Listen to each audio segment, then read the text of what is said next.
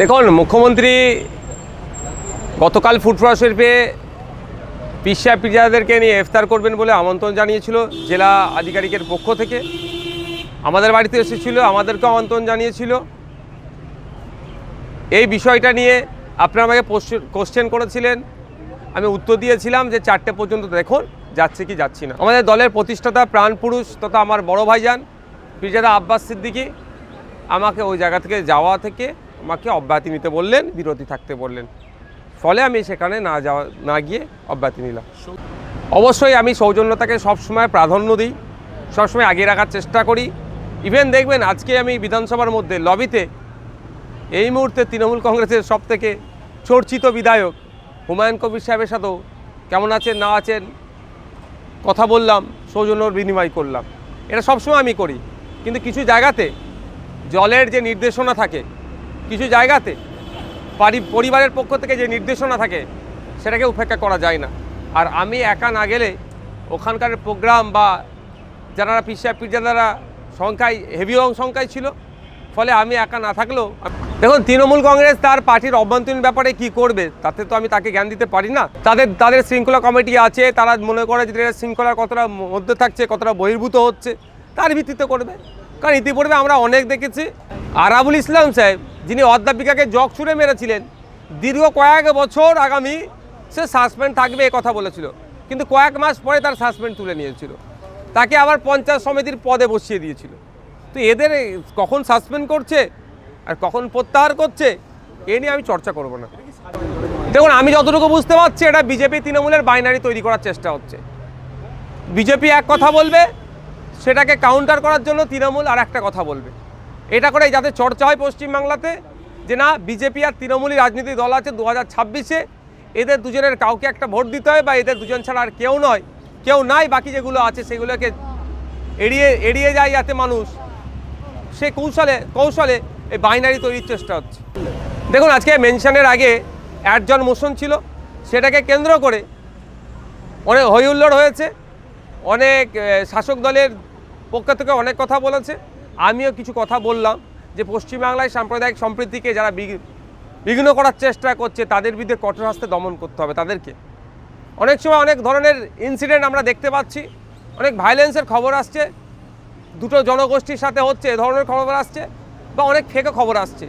সত্যতা যাচাইয়ের জন্য, কে বা কারা দোষ এগুলো যাচাইয়ের জন্য ফ্যাক্ট ফাইন্ডিং যে টিম যায়, সেই টিমের মধ্যে বিরোধী দলের বিধায়কদের রাখারও আমি অনুরোধ করেছি। তাহলে দুধকে দুধ পানিকে পানি হয়ে যাবে।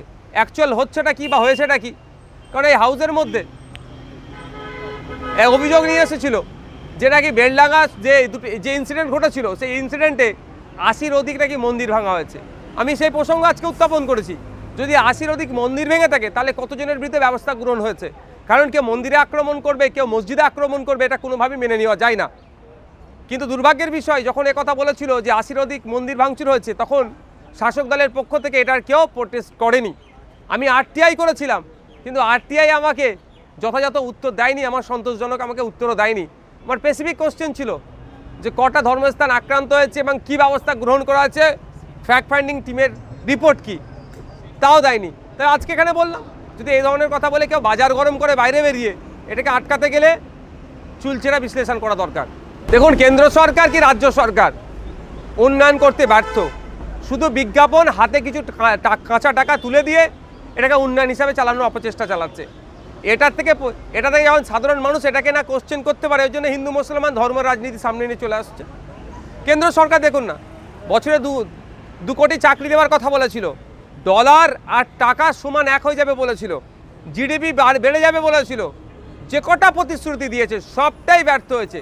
ফলে এখন কি করছে, সাবজেক্ট ছেড়ে অবজেক্টে যাচ্ছে। কোথাও আওরঙ্গজেব রহমতুল্লাহের মাজারের আক্রমণ করবে, সেই কিভাবে করা যায় তার অপচেষ্টা চালাচ্ছে। মসজিদের নিচে কোথায় মন্দির খুঁজতে অপচেষ্টা চালাচ্ছে। আর আমাদের রাজ্যে দেখুন, যে কটা কথা বলেছিল যে ক্ষমতায় আসলে কেন্দ্রীয় সমাহারে দিয়ে দেব, সাচার কমিটির সুপারিশগুলো বাস্তবায়ন করব, 6 মাসে শিল্প করে দেবো, সব কটাতে ব্যর্থ হয়েছে। ফলে এই ব্যর্থতা ঢাকার জন্য এও হিন্দু মুসলমানের পলিটিক্স করছে। হ্যাঁ, কলকাতায় ফিরিয়ে দিলে আমাদের জিডিপি বেড়ে যাবে এটা দেশের। কলকাতায় ফিরিয়ে দিলে আমাদের ওই যারা ব্যাংকের টাকা লুট করে নিয়ে বিদেশে চলে গেছে তাদের টাকা ফিরে চলে আসবে। কলকাতায় ফিরিয়ে নিয়ে আসলে তাসলিমা নাসরিনকে আপনার কি বলে বছরে 2 কোটি চাকরি দেওয়া হয়ে যাবে, তাসলিমা নাসরিনকে কলকাতায় ফিরিয়ে নিয়ে আসলে পেট্রোল ডিজেলের দাম কমে যাবে। আরে এত যখন বলছে শ্রমিকবাবুকে বলবো পার্লামেন্টে আওয়াজ তুলুন তাসলিমা নাসরিনকে নাগরিকত্ব দেওয়ার, দেখি এই আওয়াজটা কেমন তুলতে পারেন। শুধুমাত্র তাসলিমা নাসরিনকে সামনে রেখে এখানে হিন্দু মুসলিমের বাইনারি করার অপচেষ্টা চলাবে, সেই জন্য উত্থাপন করেছে। তাসলিমা নাসরিন দিল্লিতে আছে, কলকাতায় ফিরিয়ে নিয়ে আসলে বাংলার কী লাভ হবে, দেশের কী লাভ হবে? প্রশ্ন এতদিন আছে কিভাবে? তিনি তো খুশি হবেন, তাকে যিনি শেল্টার দিয়ে রেখেছেন সেন্ট্রাল গভর্নমেন্ট, তার হয়ে ক্যাম্পেইন না করে দিলে আর কতদিন আগলে রাখবে? দেখুন, তোয়া সিদ্দিকী চাচাজান যে কথা বলেছেন একজন ধর্মগুরু হিসাবে, ভিন্ন ধর্ম সম্প্রদায়েরও মনে কথা বলেছেন, প্রত্যেকটা সম্প্রদায়ের মানুষ ওখানে যায়, একটা একটা ধর্মস্থান তৈরি করে দেওয়া। কিন্তু রাষ্ট্রের কাজ তো এটা নয়। এই রাষ্ট্র বা রাজ্যের কাজ হচ্ছে মানুষের যে মৌলিক অধিকারগুলো আছে সেগুলো বাস্তবায়ন করা। আমি একজন রাজনৈতিক ব্যক্তি হয়ে, আমি একজন বিধানসভা সদস্য হয়ে, আমি মন্দির মসজিদ গির্জা গুরুদুয়ারার আগে আমার ডিমান্ড থাকবে যে ওখানে একটা উন্নত মানের হসপিটাল হোক। আমার আগে ডিমান্ড থাকবে পাবলিক ট্রান্সপোর্ট ওখানে আরও বেশি বাড়ানো হোক। মন্দির মসজিদ ধর্মস্থান তো ধর্মগুরুরা তৈরি করে নিচ্ছেন, আগামীতেও অনেক বানাবেন। কিন্তু এই ধর্মের সাথে রাজনীতিকে যেভাবে গুলিয়ে দেওয়া হচ্ছে, এর ফলে কী হবে? কালকে শিখ ভাইরা বলবেন, পরশুদিন আদিবাসীরা ভাইরা বলবেন, একাই দিন এক ভাইরা বলবেন যে তাদের ধর্ম তাদের প্রেয়ার করার জায়গা ওখানে তৈরি করে দেওয়া হোক।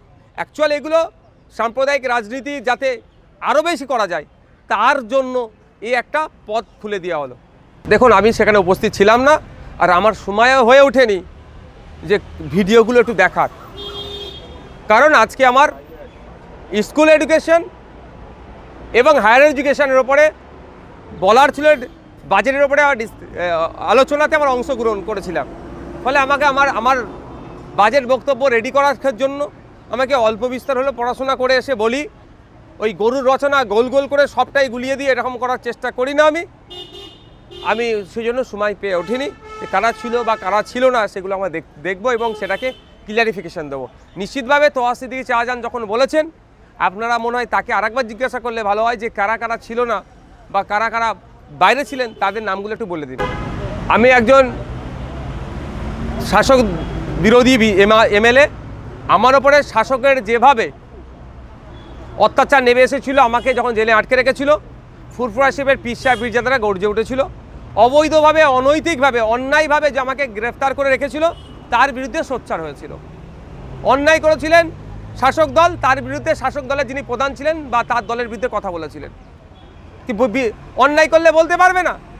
এখন মুখ্যমন্ত্রী ডেকেছেন, তাদের মতামত নেবে, মুখ্যমন্ত্রী ডাকে সাড়া দিয়ে গিয়েছেন। এটাকে যে পাপ হিসাবে দেখবে, আর আমার মনে হয় তার চিন্তাভাবনা একটু পরিবর্তন হওয়া দরকার। সেটা তো আমরা শুরু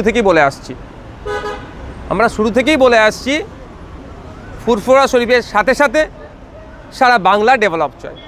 সারা বাংলা ডেভেলপ করতে গেলে কি কি করতে হবে, আমরা ফুরফুরা শরীফের পক্ষ থেকে বারবার এইটা নিয়ে সোচ্চার হচ্ছে।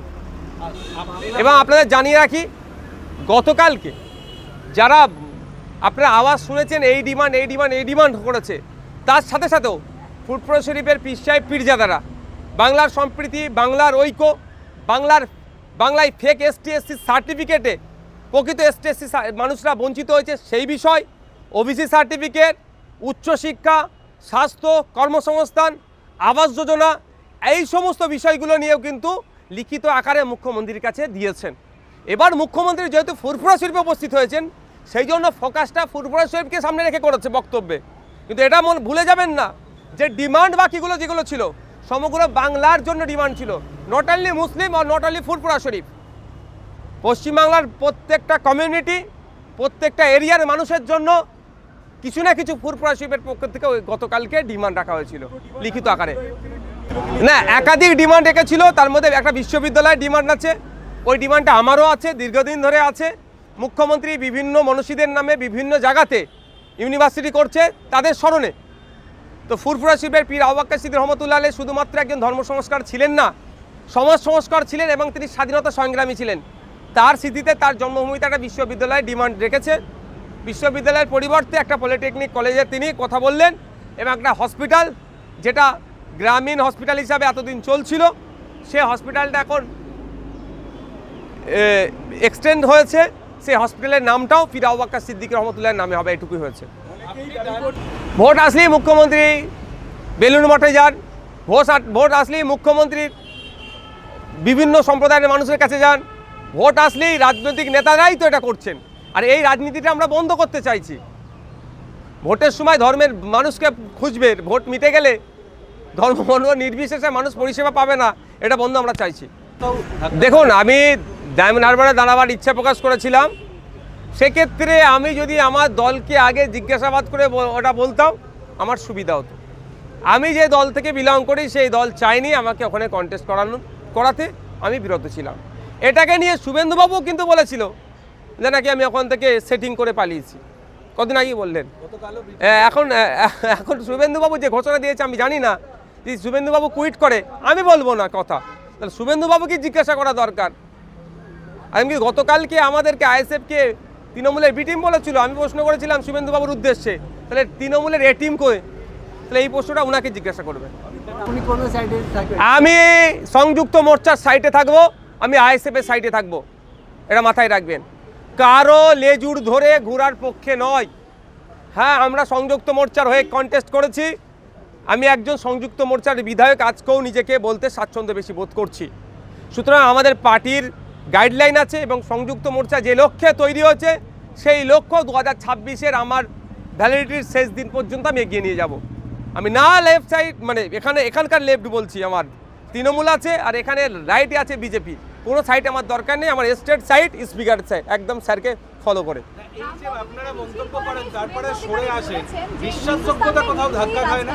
দেখুন, আমি আপনারাতে নয়, আমি আমার কথা বলছি।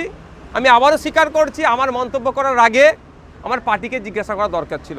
ওই জন্য আগামী এই যে বিষয়গুলো পার্টির আলোচনা করে মন্তব্য করা দরকার, ওই বিষয়ে আপনারা কোশ্চেন করলে আমি বলে দিই এটা পার্টির আলোচনা সাপেক্ষ, আলোচনা করেই জানাবো। অন্যরা কি করছে, তাদের বিশ্বাসযোগ্যতা কতটা আছে না আছে, একাধিকবার দল চেঞ্জ করে, সে বিষয়ে আমি বলবো না। আর কিছু লাইন আছে শুভেন্দুবাবুর, এই লাইনটা ছাড়া আর ওনার কোনো লাইন নাই। দেখুন না, বিধানসভার মধ্যে আজকে শিক্ষা নিয়ে আলোচনা হলো বাজেটের ওপরে, গতকালে urban development municipal affairs ministry আলোচনা হলো, তার আগের দিনেও পঞ্চায়েত এবং গ্রাম উন্নয়ন দপ্তরে আলোচনা হলো। তিনটেই গুরুত্বপূর্ণ বিষয়। আগামীকাল হেলথ অ্যান্ড ফ্যামিলি ওয়েলফেয়ার, তাহলে এই ধরনের গুরুত্বপূর্ণ বিষয়গুলোতে অংশগ্রহণ না করে বাইরে বলছেন ওনারা। এটা ইস্যু নেই, ওদের এখানে ইস্যু করতে পারছে না, ভিতরেতে ইস্যু করার জায়গা। দুর্ভাগ্যের বিষয়, এই হিন্দু হিন্দু হিন্দু আর মুসলমানের বিরুদ্ধে দুটো কথা বলা ছাড়া এদের রাজনৈতিক কোনো এজেন্ডা নাই। ওই শুভেন্দুবাবুর কথা বাংলার হিন্দুরা পাত্তা দেয় না, মমতা ব্যানার্জির কথা বাংলার মুসলমানরাও সে অর্থে পাত্তা দেয় না। এরা যত রকমভাবে চেষ্টা করছে, তাসলিমা নাসরিন থেকে শুরু করে, হিন্দু থেকে শুরু করে, রামনবমী থেকে শুরু করে, সরস্বতী পুজো থেকে শুরু করে, বাংলায় যে সম্প্রীতির বাংলা, ঐক্যের বাংলাকে এরা তছনছ করতে, কিন্তু এদের প্ল্যানকে সাকসেস হতে দেবে না। এটা তৃণমূল আটকাতে পারছে না, তৃণমূল আরও এই আগুনে ঘি ঢালার চেষ্টা করছে। এটাকে আঁচকাচ্ছে কারা? এটাকে আঁচকাচ্ছে অভিজিৎরা, এটাকে আঁচকাচ্ছে নাসিমরা। কোন অভিজিৎ? যেদিনকে দোল ছিল আমাদের বাংলাতে, অভিজিৎ বাবুর কাছে খবর এসেছে যে হসপিটালে একটা 65 বছরের বয়স্ক লোক যার নাম হাতেম, তার রক্তের প্রয়োজন, এবি পজিটিভ রক্তের দরকার। অভিজিৎ বাবু তিনি তৎক্ষণিক তার দোল খেলাকে বন্ধ করে অল্প মুখে যা রং, বা তিনি যা রং মেখা অবস্থায় হসপিটালে ছুটে গিয়েছিলেন কালনাতে, গিয়ে হাতেমকে রক্ত দিয়েছে। এই অভিজিৎ বাবু এই বার্তা দিচ্ছে বাংলায় সম্প্রীতি ছাড়া অন্য কোনো কথা হবে না। যারা সাম্প্রদায়িক চিন্তা ভাবনা করে তাদের গালে প্রতিবাদের চড় মেরেছে। নাসিম বার্তা দিয়েছে রোজা অবস্থায় এক হিন্দু মহিলার রক্তের প্রয়োজন হয়েছিল আপনার কল্যাণীতে, তার কিডনির প্রবলেম আছে, তো নাসিম রোজা অবস্থায় গিয়ে বেডে শুয়ে রক্ত দিয়েছে আমার হিন্দু বোনটাকে, হিন্দু মাটাকে, তাকে বাঁচতে সহযোগিতা করেছে, বাঁচার মাধ্যমে উঠেছে। তো নাসিম বার্তা দিচ্ছে যারা সাম্প্রদায়িক কথা করবে, যারা সাম্প্রদায়িকভাবে মানুষকে বিচ্ছিন্ন করার চেষ্টা করছে, তাদের গালে, এই যারা সাম্প্রদায়িক কথা করছে তাদের গালে কি করছে, এর বার্তার চড় দিচ্ছে।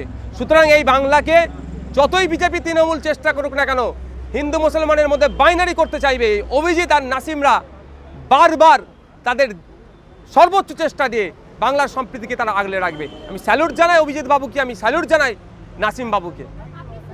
ভয় পেয়ে গেছে, উনি ভয় পেয়ে গেছেন যদি আমি দলে চলে যাই তাহলে ওনার অবস্থা কোথায় থাকবে, ওই জন্য ভালো ভালো কথা বলি। আমার 2021 সালে যতটা বুদ্ধি ছিল আর এখনও শাসক দল সম্পর্কে অতটাই বুদ্ধি আছে।